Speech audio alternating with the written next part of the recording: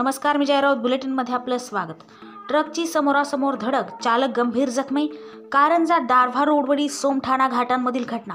प्राप्त माहितीनुसार दिनांक 5/1/2025 दुपारी 4च्या सुमारास कारंजा ते दारव्हाजवळील सोमठाणा घाटामध्ये ट्रकची समोरासमोर धडक झाल्याने ट्रक चालक गंभीर जखमी झालाय।